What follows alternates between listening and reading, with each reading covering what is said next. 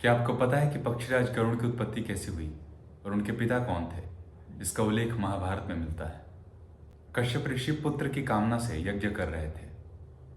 उसमें ऋषियों, देवताओं, गंधर्वों ने भी उन्हें बड़ी सहायता दी। उस यज्ञ में कश्यप जी ने देवराज इंद्र को लकड़ी लाने के काम पर नियुक्त किया था। मुनियों तथा अन्य देवगण को भी यही काम सौंपा गया था। इंद्र अपने बल के अनुसार लकड़ी का पहाड़ जैसा बोझ उठा कर ले आए। उन्होंने मार्ग में बहुत से ऋषियों को देखा जो कद में बहुत छोटे थे। वे सब मिलकर लकड़ी की एक टहनी ले आ रहे थे।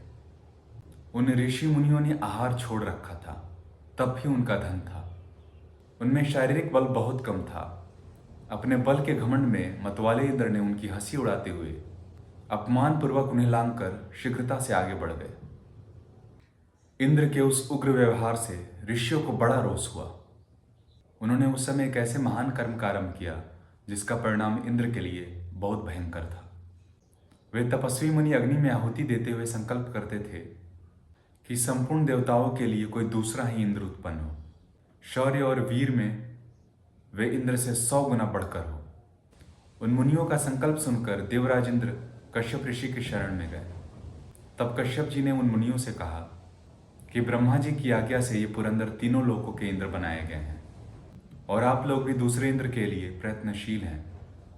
आप ब्रह्मा जी का वचन मिथ्या ना करें और साथ ही मैं ये भी चाहता हूं कि आपका भी संकल्प मिथ्या ना हो।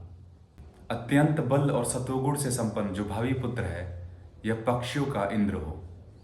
देवराज इंद्र आपके पास याचक बनकर आए हैं, आप इन पर अनुग्रह करें।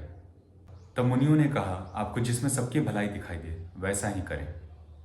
इसी समय दक्ष कन्या विंता पुत्र की कामना लिए अपने पति कश्यप जी की सेवा में गई। उस समय कश्यप जी ने उनसे कहा, तुम ऐसे 2 पुत्रों को जन्म दोगी जो बड़े वीर और तीनों लोगों पर शासन करने की शक्ति रखने वाले होंगे। ये दोनों पुत्र संपूर्ण पक्षियों के इंद्रपद का उपभोग करेंगे।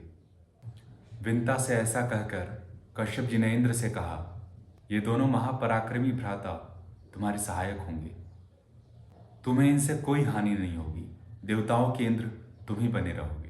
कुछ काल के पश्चात विंता ने 2 पुत्रों को जन्म दिया, अरुण और करुण। जिनके अंग अधूरे रह गए वही अरुण कहलाते हैं। वही सूर्यदेव के सारथी बनकर आगे आगे चलते हैं।